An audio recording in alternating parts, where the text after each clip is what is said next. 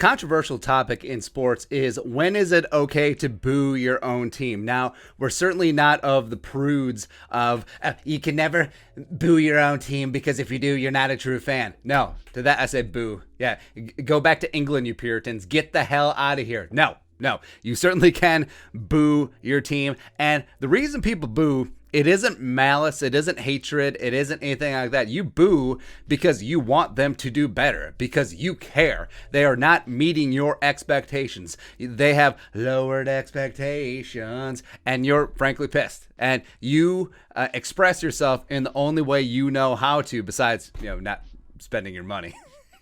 Voting with your checkbook, right? But there are certain parameters that go out there when you can boo your team, right? So when the Vikings left the field at halftime, leaving 37 ticks on the clock and 2 timeouts, dose timeoutos in their back pocket, instead of trying to get more points against the Lions, trying to put the Lions away as opposed to just letting them hang around, and then take the lead late in the game. And they need some late end heroics. So Kirk Cousins and Greg Joseph. Great. Now, so yeah, there are a couple specific things where you can boo your team. Number 1, Halloween. Number 2, lack of effort. And we've all seen it. There's been some games, it doesn't matter the sport, doesn't matter the league. There are certain games where professional athletes will certainly steal a paycheck. Especially late in the season, if a team's out of playoff contention, maybe they don't hustle. Maybe they don't run down that ball carrier. Maybe they don't leg out that ground up. Maybe they don't do this or that, other things. That's when you certainly can boo, especially if it's a team that had high expectations and they're not meeting them, and you're frustrated, and the playoffs are there, and maybe your championship window is closing, and then all of a sudden you see one of your high-priced players just like, feh. Boo. That's why fans resonate with the bottom of the roster, sometimes minimum salary, veteran minimum, like lunch pail, heart and hustle type dude who give everything on every single down or every single play, every single inning, every single half. I don't know, trying to work in soccer vernacular here. So yes, but if you see lack of effort, you certainly can boo that. Number 2, gutless coaching. Yes, Vikings fans at historic US Bank Stadium are very rightful to boo Zimmer and his decision to just completely pack it in, especially the way that Justin friggin' Jefferson and Kirk Cousins were operating in the first half. Well, yeah, we just want to run and see how we do. Bull crap. Who does that besides Mike Zimmer? Well, actually, I take that back. I'm sure a lot of coaches do. Look at Ron Rivera. But you look at the more aggressive, offensive-minded coaches around the league. Like, you gonna tell me Sean McVay is gonna run it in that spot? You tell me that Andy Reid's going to run that spot? No. You tell me Kyle Shanahan's going to run that spot? You're going to tell me that Clint Kubiak, if he didn't have Zimmer just like looking over his shoulder all the time, and if he didn't owe Zimmer his job, his first time offensive play caller, if he wasn't acquiescing to the elder statesman, do you think that Clint Kubiak would have just ran it? Huh? No.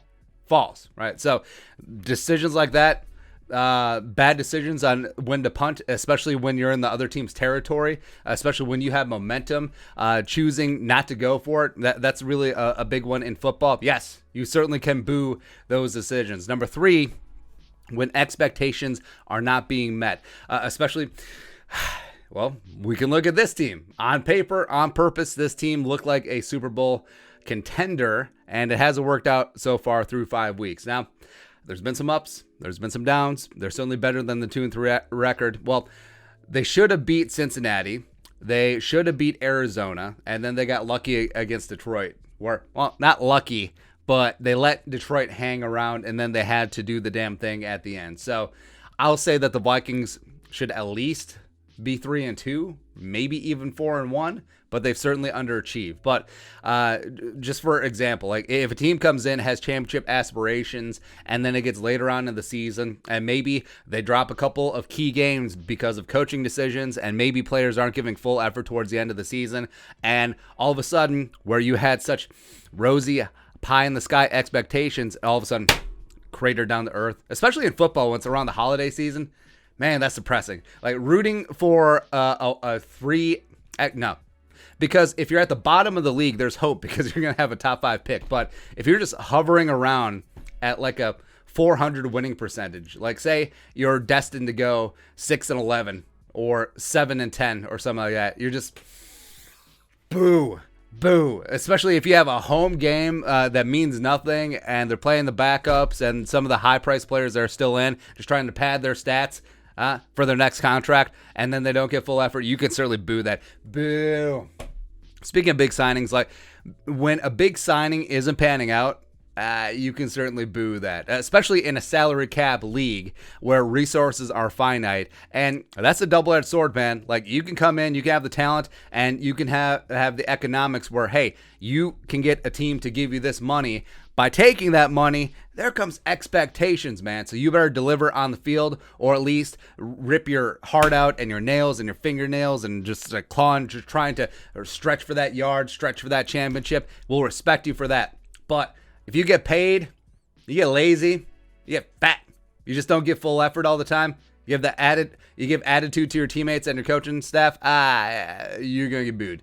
And rightfully so. And by the way, spite can be a powerful motivator. I mean, that's the only real line of communication that fans have in game to players is boo or cheers, right? And now, if you're a player or a coach, you can't have it both ways. You can't be like, all the cheers, they love me, without accepting the boos, right? Because that's how we get our message through. Hey, when you do something good, or if you make a good decision as a coach, you get cheers. If not, you get booed, and rightfully so. And hey, if you're a player, if you're a coach, it's like, well, that was incorrect. I need to step my game up. I don't want to get booed again. Boo, because it's not good. It's not good. And there's some players and coaches out there. Well, it's mainly players, especially younger players. Like, why are the fans booing us? They can't boo us. We can't. We absolutely can. Like, be happy that there is boos, because that means that we still care. You know what's worse? Silence. Complete ambivalence. Just like, oh, okay, you're not doing well? No, oh, you scored? Oh, okay, you did that. No. Like, when people don't care, that is it.